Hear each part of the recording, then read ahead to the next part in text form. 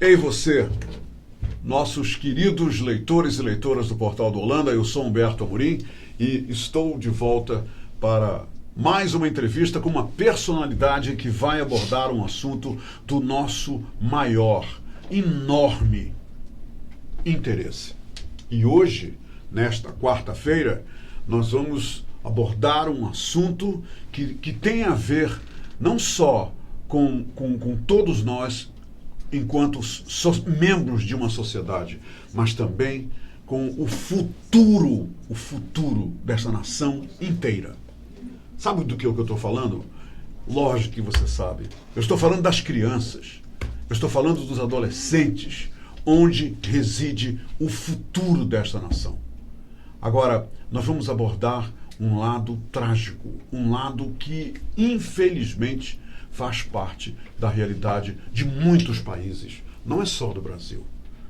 Eu já viajei por aí, vi isso por aí, mas ainda me comove muito e mais quando eu vejo isso acontecendo aqui no nosso país. E já testemunhei muito isso. Eu vou mostrar para vocês aqui rapidamente o seguinte, olha lá, olha aqui. Chega de trabalho infantil. Mas o trabalho infantil é apenas um backdrop. Eu gosto de falar difícil assim, a Salete Lima sabe disso, que eu gosto de dizer essas palavras, backdrop e tudo mais. Sabe por quê?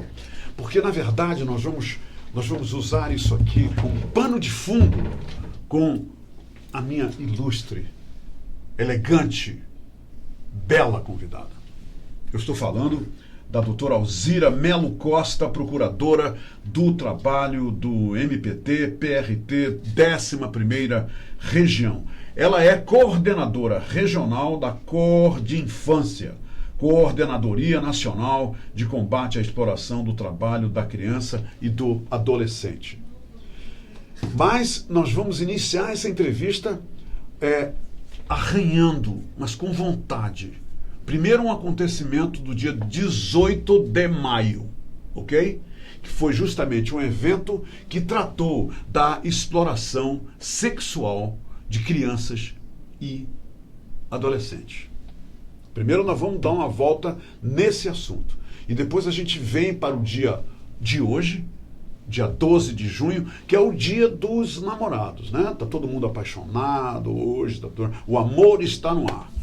Mas existe muita criança que, justamente por falta de amor, amor da família, amor dos pais, amor dos amigos, amor dos estranhos, principalmente. Essas crianças estão à beira de um abismo, ali, expostas a tudo e a todos, de forma negativa. Isso aí é indiscutível, tá bem? Então vamos lá, vamos conversar com a doutora Alzira. Ela está aqui, puxa vida, como é que eu vou falar? Como é que o Humberto vai me perguntar? Doutora Alzira, seja muito bem-vinda ao A Hora do H, como é bom recebê-la. E eu vou confessar uma coisa para a senhora, eu estou entusiasmado de poder abordar esse assunto com a senhora, porque existe assim uma espécie de uma lona negra cobrindo esse assunto e ele não é muito discutido, as pessoas ficam constrangidas em falar sobre exploração sexual de crianças, sobre abuso físico de crianças e também sobre essa questão do trabalho infantil. Mas hoje eu e a senhora nós vamos escancarar essa porteira e falar sobre isso. Seja bem-vinda. Muito obrigada, Humberto. Fico muito feliz, na realidade, de estar aqui com vocês hoje, falar um pouquinho sobre trabalho infantil, em especial poder abordar essa pior forma de trabalho infantil, que é a exploração sexual de crianças e adolescentes com fins comerciais. Realmente é um tema que as pessoas preferem não tratar, não abordar. O trabalho infantil como um todo, as pessoas preferem não ver, desviar o olhar. E, aliás, isso já foi até tema de algumas campanhas. Não desvie o seu olhar. Perceba que aquela criança, aquele adolescente está naquela situação. Desviar o olhar, a senhora quer dizer, fingem que não estão vendo o que estão vendo, não é isso, doutor? Sim, sim. As pessoas fingem que não veem o problema. É muito mais fácil. Eu estou no meu carro, vejo uma criança fazendo malabar, é mais fácil o quê? Eu olhar para o outro lado e não perceber que ali está tendo uma violação de direitos tamanha. De uma criança, às vezes, de 8, 9, 10 anos, está num sinal fazendo uma atividade considerada trabalho, ou às vezes os malabares, ou fazendo mendicância, muitas vezes ela está só pedindo dinheiro, é mais fácil eu olhar para o outro lado e fingir que não vi aquela criança, aquele adolescente. E continuar com a minha vida.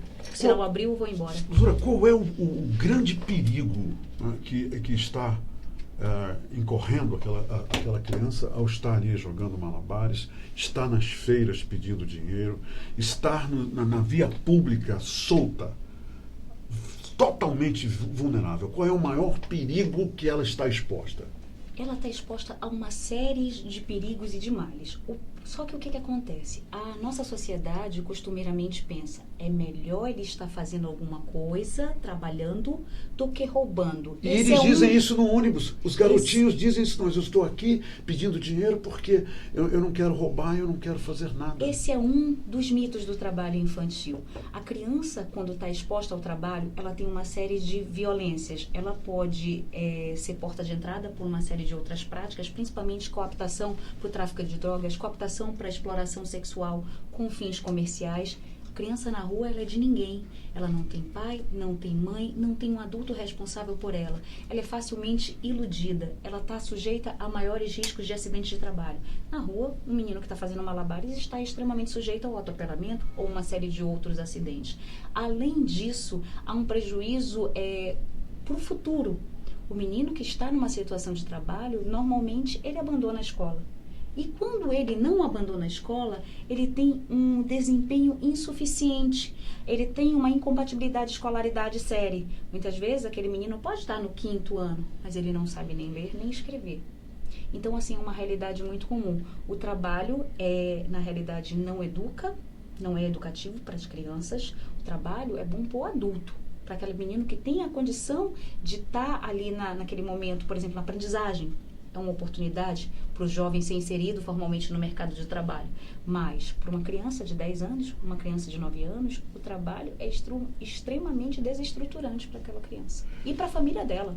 Qual é a sua opinião? A senhora falou sobre o menininho aí que está no Malabares, no Sinal, e a gente vê isso todo dia. Qual é a sua opinião sobre aquele camarada que dá o dinheiro? A senhora acha que não deveria ser feito isso e que o fato da criança começar a receber dinheiro, acabar o dia com R$50, com R$60, isso pode ser muito prejudicial? Quer dizer, a senhora acha que as pessoas não devem dar dinheiro? Qual é a atitude desse cara que tem um que finge que não vê o garoto, olha para o lado, e tem outro que pega um real e dá, quem sabe até para se sentir melhor, estou ajudando uma criança na rua. Qual é a sua opinião sobre isso? A minha opinião é que não devemos dar esmola para aquelas crianças. Se a gente quer modificação na nossa sociedade, se a gente quer transformação na vida dessa criança, desse adolescente, nós temos que pensar outros meios. Dar esmola pode acalmar o meu coração como adulto. Eu me vejo como um bom samaritano. Eu falei, eu estou ajudando, fiz o meu pedaço, te dei R$1. Você não está ajudando, você está incentivando aquela criança e um tanto de outras crianças a irem para a rua. Porque, veja bem, um menino que está num sinal, uma criança, um adolescente que está no sinal, chega a receber R$80 a R$100 num dia bom. Por dia. Essa criança, esse adolescente vai ser a mão de obra desqualificada do futuro. Ele vai ser arregimentado por uma das piores formas de trabalho infantil, vai ser inserido num contexto de marginalização. Se você quer mudar a realidade desse menino, vamos ver realmente políticas públicas efetivas de educação, de saúde, de assistência social, que possibilite que esse menino tenha um futuro melhor. Eu sou terminantemente contra. Eu acho que aquilo é esmola, não é caridade, pode até trazer uma ajuda imediata, porque você não vê nenhum filho de classe média, nenhum filho de rico indo para o sinal pedir dinheiro. A criança ou adolescente que está no sinal, ela está relacionada, o trabalho infantil está relacionado a uma situação de pobreza. Pode ali ajudar momentaneamente a dar aquele alimento daquele dia, mas também vai causar uma série de outros problemas, não é solução. A criança diz que quando ela está ali pedindo a esmola, ela está ajudando a família porque eles estão com fome. Quer dizer, há até um apelo preparado pela criança envolvendo a sua família. E, de repente, a gente vê uma outra realidade. Essa criança, já esse número que a senhora citou, até R$100 num bom dia, essa criança, em 7 dias de trabalho direto, compra um belo tênis, que é o sonho de muitas crianças. Quer dizer, esse apelo ele pode ser muito fictício, né? Quer dizer, ele não é real. Um apelo que ele está ali para ajudar a alimentar a família. Pode ser isso, doutor? Humberto, cada caso é um caso. Existe realmente casos gravíssimos de que aquela criança entrega toda aquela renda para a família. Existe, né? Existem muitos casos. E a gente fala isso porque há 2 anos atrás estávamos com um projeto Sinaleiras, que foi feito como? Foi justamente na época de recesso escolar, o Ministério Público do Trabalho, juntamente com o governo do Estado, que entrou com uma série de secretarias, realmente, e aí através da transversalidade, entrou Secretaria de Saúde, Secretaria de Assistência, Sejus, que eu acho que entraram algumas outras que eu não vou recordar todas, e conseguiu fazer um atendimento integrado para aqueles meninos que estavam em situação de trabalho infantil nas sinaleiras. E a gente percebeu uma diversidade de casos. Tivemos casos de crianças que foram atendidas, que elas iam para o sinal, ela e os 5 outros irmãos mais novos não tinham sequer registro de nascimento. Não tinham certidão de nascimento. Ou seja, com 13 anos, nunca estudou, nunca foi num posto de saúde, e a família se alimentava. 13 anos? Sim. Sim, 13 anos. Era uma de 13, uma de 9, uma de 7, uma de 5 e tinha um RN de 30 dias. A mãe dá a luz em casa e não vai sequer pegar o registro de nascido vivo no IML. Ah, mas por que, Quer ela dizer, fez nem isso? certidão de nascimento essas Nem crianças certidão de têm. nascimento. E por que não tem certidão de nascimento? Porque às vezes a mãe está em débito com a justiça. Ou seja, é Sim, foragida. Sim. Então, se eu for tirar a certidão de nascimento desse menino, eu vou ser mapeada. Se essa criança, esse adolescente começam a estudar, eu estou de novo mapeada. E essas pessoas vão vivendo na invisibilidade. Vivendo porque alguém vai lá e dá R$1, dá a esmola. Então, a gente não resolve o problema, a gente cria outros problemas. Como é que a gente parte necessariamente, eu estou falando da sociedade, para mudar esse quadro, para que as pessoas realmente traduzam isso na prática? Chega de trabalho infantil. Como é que a gente faz para... Qual é o caminho, doutora? Tem muitos caminhos que já foram traçados. O Brasil, aliás, é excelente em fazer planos. Plano para a erradicação do trabalho infantil, plano para enfrentamento à exploração sexual comercial. Só que nós não somos bons em tirar esses planos do papel. Mas, basicamente, é o tripé: educação, assistência e saúde. Temos que ter isso. Tem que ter família também. E por que nós, eu acho que a senhora está falando pela maioria, né? Nós não somos bons em fazer isso? Por que é aquela história? Por que é tão comum a gente em todos os locais... Eu estou entendendo o seu nós somos. Em outras cidades que a gente visita no Brasil, na América Latina, a gente vê esses meninos tentando lavar o vidro do carro, esses meninos vendendo verdura. Em São Paulo é um absurdo o número de crianças nos sinais vendendo bombom, chocolate, seja lá o que for. Por que nós não somos bons em fazer isso? Quer dizer, em termos do nosso país. Eu acredito que realmente é a falta de vontade. Primeiro falta vontade política. Depois falta engajamento da sociedade como um todo. É muito fácil, Humberto, eu cuidar só do meu papel. É muito fácil eu cuidar só da minha casa. Meu filho está bem cuidado. Eu não consigo perceber que essa criança, esse adolescente que está ali numa situação de trabalho infantil, ele vai ser o futuro marginal porque não estão dando outra escolha para ele. Ninguém vai trabalhar com 8 anos porque tem uma condição boa em casa. Eu vou trabalhar porque eu preciso. Isso é fato, e a pobreza, né, é fato isso. A pobreza de crianças e adolescentes, ela tem que ser vista além de uma pobreza só por falta de recurso econômico, só por falta de capacidade de eu adquirir um bem por baixo consumo. Não é só porque falta alimento. A pobreza dessas crianças e adolescentes é também emocional. Ela não tem apoio, ela não é incentivada, a educação não é de qualidade. Falta tudo para essas crianças e para esses adolescentes. E a resposta para isso não vai estar em redução da maioridade penal.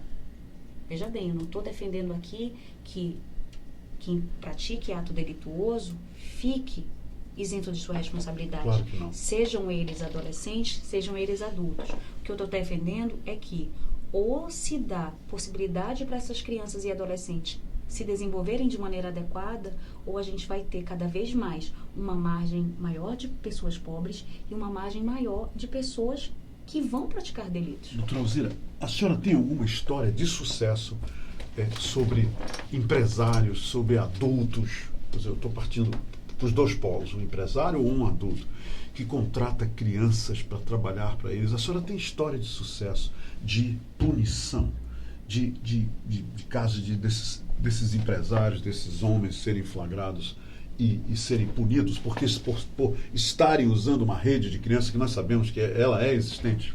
Pois é, Humberto, o que a gente vê mais comum? Hoje, quando a gente se esmiuça no problema da questão do trabalho infantil, o trabalho infantil é uma questão nacional e a gente tem várias dificuldades. Quando a gente vem para a questão local, o que a gente percebe? Que o trabalho infantil é mais forte presenciado em situações informais. Ou seja, é a criança fazendo malabar, é a criança vendendo jornal, é a criança reparando o carro, vendendo bala. Ele não está num trabalho formal. Entendi.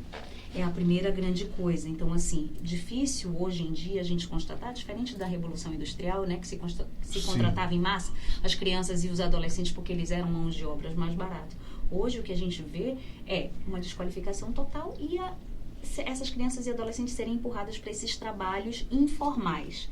Além desses trabalhos informais, nós também temos que falar do trabalho que é invisível, que é o trabalho doméstico, que é aquele mantido dentro dos lares. E aqui é uma situação muito comum e muito frequente. Vê mesmo. Aquela criança que sai lá de São Gabriel da Cachoeira e vem para cá estudar na casa de uma madrinha. Essa criança não vem estudar na casa de uma madrinha. Uma criança de 9 anos Doutor, que sai de isso São continua Gabriel... acontecendo? Doutor? Com certeza. Continua, hoje em dia? Com certeza. Hoje, 12 de junho de 2019, isso está acontecendo? Com toda certeza. Se eu estiver no auditório e perguntar aqui quem conhece alguém que veio do interior para cá no último ano para morar com alguém aqui na capital, um conhecido, um parente para morar na capital porque veio estudar, no mínimo 40 pessoas levantam a mão. No mínimo. É comum, é frequente e as pessoas fingem que não veem. Quer dizer, torna invisível mesmo. É um trabalho invisível mais ainda. É um trabalho invisível mais ainda. Há pouco a gente conversava nos bastidores dessa entrevista, doutora, sobre a questão do ato sexual e ser uma fonte de prazer para todos, para todo mundo. Isso é indiscutível. Aí a gente pega uma menina lá no Mercadão de Tefé, uma menina de 12, 13 anos que está ali exposta. Eu vi isso. Eu testemunhei isso. Aí essa menina está ali se oferecendo 7h30 da manhã para os homens que estão ali, tá? Aí eles oferecem R$2 para tocar nela, ela, etc, etc. A menina que se prostitui é uma forma também de trabalho infantil, até porque ela está cobrando por isso. Ela não faz aquilo sem que alguém dê alguma coisa para ela. Como é? Qual é a estratégia? Até porque, como nós falamos, a menina sente prazer fazendo sexo. Vai ver, o único prazer dela, agora eu comecei a pensar, prazer realmente físico, o único prazer dela é esse no ato sexual.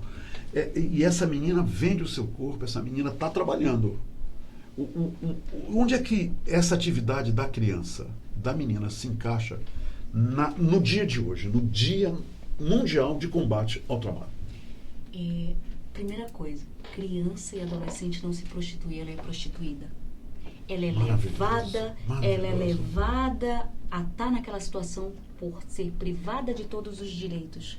Ela não tem educação, ela não tem saúde, ela é pobre realmente de ela tudo. Não tem família, ela não tem muitas vezes família. Ela não tem muitas vezes família e às vezes a família, dentro da família dela, ela já foi abusada sexualmente.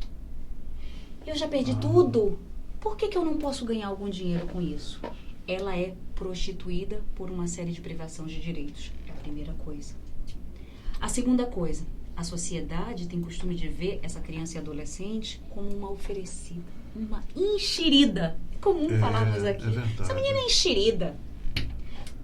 E outra coisa, tem uma outra coisa que eu já ouvi também. Não, ela sabe o que está fazendo, ela não é nenhuma inocente, ela sabe o que está fazendo.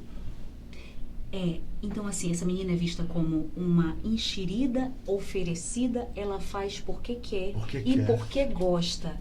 Não se vê essa criança, esse adolescente como vítima. Ele teve ali todos os direitos violados. Ele está trocando a inocência dela por um pacote de biscoito. Por R$2. E as pessoas, mais que isso, além de não a verem como vítima, verem ela como uma autora de ato infracional. Essa menina é uma safada, daqui a pouquinho tá roubando. É assim que essa criança e esse adolescente é visto. Pior que tudo. Eu já Além vi elas disso, serem chamadas de putinhas. sim, é comum. É comum. É comum. Ela fala, essa menina é uma safada, é oferecida, eu que não quero meu marido perto dela.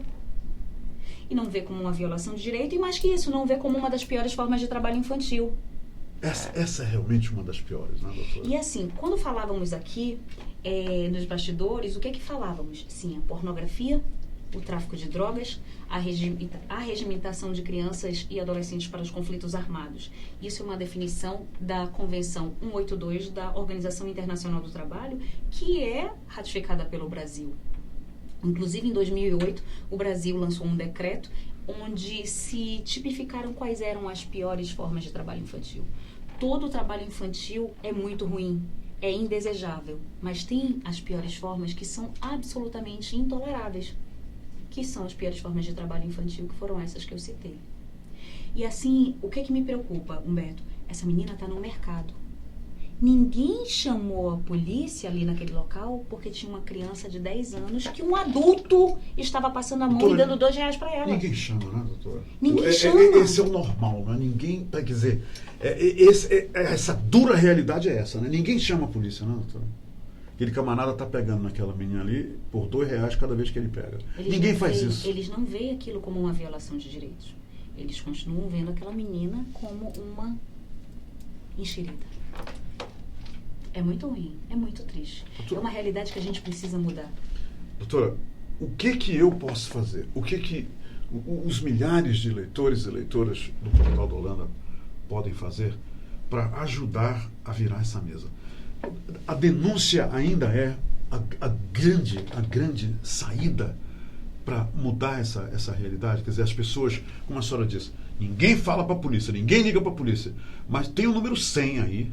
Esse é o número, não é, doutora? Sim. Quer dizer, se eu vir alguém molestando, bulinando uma menina enxerida na feira, na rua, dentro do ônibus, eu devo denunciar. É obrigação minha, cívica e moral, fazer isso, não é, doutora? Com toda certeza.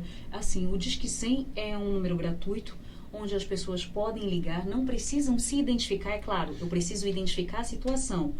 Eu percebi que tem uma menina de 10 anos que está sendo explorada sexualmente ou que está sendo abusada por alguém aqui no mercado de Tefé. Eu tenho que identificar o local, eu tenho que identificar a menina, dar condições mínimas para que a gente chegue e faça uma apuração dessa denúncia. Sim. Então, assim, o Disque 100, que é mantido pelo governo federal, ainda é uma grande central de notícias. E é muito importante para que a gente possa averiguar e tomar as providências necessárias. O Disque 100 faz o encaminhamento dessa denúncia para diversos órgãos. Manda para a polícia, manda para o Conselho Tutelar e manda para o Ministério Público Estadual e do Trabalho ou Federal. E essas meninas serão amparadas, doutora? Assim que a realidade vier à tona, estiver sob a luz do sol, elas serão amparadas, essas meninas serão retiradas desses meios? Isso é um grande problema, porque assim, só a denúncia não resolve, mas é o primeiro passo. Você me perguntou o que é que eu, enquanto cidadão, enquanto leitor, posso fazer. O primeiro passo é denunciar. Segundo passo é reconhecer que crianças e adolescentes são sujeitos de direitos. Ela não está ali porque ela é enxerida, ela não está ali porque ela é uma coitadinha. Ela possui direitos. A senhora falou uma coisa importante, criança não se prostitui, né, doutora? Não, ela é prostituída. Ela é prostituída. Muitas vezes ela vem de um lar agressivo, ela está fugindo de um padrasto agressivo, de um irmão agressivo, de um lar que tem droga, ou muitas vezes ela nem tem esse lar, ela mora na casa de um vizinho, que acontece muito, é muito frequente. Ela mora na casa da madrinha, ela veio lá de Tabatinga, ela veio lá de São Gabriel da Cachoeira e está morando em Manaus estudando. Fazendo todo o serviço doméstico, né? Quando ela não estuda. Quando essa criança estuda, porque muitas vezes essa criança não estuda. Semana passada saiu uma condenação do Tribunal Superior do Trabalho extremamente interessante, que foi justamente uma menina que foi do interior para estudar. Eu não sei, eu acho que ela era de São Paulo, não tenho certeza, Humberto, agora. E ela foi estudar na casa de uma madrinha, situação que acontece muito aqui no nosso Amazonas, no Pará, na realidade do norte, né? E aos 18 anos, aquela família registrou ela como doméstica. Até os 18 anos, ela trabalhou em regime de semi-escravidão, que ninguém tomava conta dela, não é a família delas, porque aquelas pessoas não tinham a guarda dela. E ela conseguiu uma indenização de R$1 milhão. Agora, está velha, idosa, passou toda a vida. Mas aquilo é um exemplo emblemático que juridicamente a gente tem que respaldar. Isso é uma das modalidades de trabalho escravo. Uma criança começa a trabalhar numa casa de uma pessoa que ninguém tem controle. E algumas situações são muito preocupantes. E aí eu falo de situações preocupantes dentro do atual governo. O governo federal está fazendo uma redução absurda dos gastos na assistência social. O orçamento está sendo discutido e cada vez mais estão sendo adotadas algumas medidas que restringem políticas públicas que são essenciais e foram galgadas pouco a pouco para garantir uma série de direitos. O governo federal atualmente está desmobilizando o Disque 100. Apesar de ser o único canal de denúncia, houve uma redução significativa do número de atendentes. Ou seja, quando eu ligo para o Disque 100 demora um pouco mais. Isso é uma situação preocupante para nós que acompanhamos esses direitos dessas crianças e adolescentes e uma série de outros direitos que também são denunciados através do Disque 100. Essas e outras medidas são muito preocupantes. Por exemplo, também se discute a educação em casa. A escola ainda é um dos principais lugares onde se percebe a violação de direitos. A partir do momento que eu desobrigo aquela mãe a matricular aquela criança na escola, o que vai ser daquela criança? Então, assim, são situações muitas que às vezes... Muitas professoras percebem a mudança no comportamento da criança e tudo mais, e daí parte para uma denúncia, para uma descoberta. Sim. Então, assim, algumas circunstâncias são importantes nós ficarmos atentos. Não é só para aquele menino no sinal, para a gente ter atenção para o contexto político como um todo. Não estou defendendo ou criticando ninguém, Claro. eu estou apontando alguns fatos objetivos. Simples assim. É preocupante. Doutora Alzira, qual é o grande recado que a senhora deixa nesse momento, no final dessa entrevista, para a sociedade neste Dia Mundial contra o Trabalho Infantil? O que a senhora gostaria de expressar para a sociedade, como um resumo do seu sentimento que a senhora transformou no seu ofício, no seu trabalho, no seu sacerdócio profissional? O que a senhora diz para a sociedade? Não tenho como falar de erradicação de trabalho infantil e também não fazer alusão ao amor. No Brasil, hoje, é o Dia dos Namorados. É muito mais famoso do que o Dia Mundial de Combate ao Trabalho Infantil. Então, assim, eu conclamo todos, tenhamos amor pelas nossas crianças. Para que a gente olhe o filho do outro com o mesmo amor que a gente olha para os nossos. Então, assim, hoje eu conclamo o amor. Vamos olhar esses jovens com amor. O amor caridoso, o amor do irmão, o amor da melhora, da prosperidade desse jovem. Então, é isso que eu peço a todos. E, principalmente, denuncie.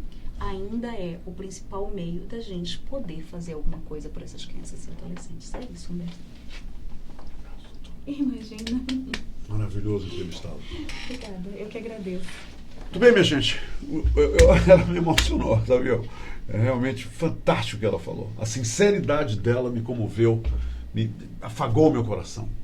E eu sei que ela fez a mesma coisa com você. Vamos olhar com um olhar amoroso para a criança que trabalha, para a criança que está fazendo o que não deve fazer. Não agora, mas sim se preparar para isso, para o trabalho um dia, com dignidade, quando ela for adulta, quando ela sair vitoriosa da academia. Muito obrigado pela companhia, minha gente. Um feliz Dia dos Namorados para todos vocês e que você que não tem amor, que lhe sobre amor a partir de agora, que muito amor venha para a sua vida. E você que tem muito amor, que você continue com uma grande fonte de amor. Vocês vão ver agora, como está sendo feito em todos os programas, mais uma imagem, doutora. Nós aqui na Hora do H, nós temos mostrado no final de cada entrevista a foto de uma pessoa que desapareceu em Manaus, conclamando a sociedade a ajudar a nós acharmos essa pessoa. 23 mil pessoas nos últimos 6 anos sumiram aqui em Manaus. Então isso é um quadro triste e lamentável. E nós estamos fazendo o que podemos para ajudar todo dia nas entrevistas, no final, mostrando aí as fotos que nos foram enviadas pelo Ministério Público para a gente ajudar a encontrar essas crianças, essas pessoas. Minha gente, até amanhã. Se quero te amar e te amar e te amar muitos anos, cuida bem de mim, então me misture tudo dentro de nós.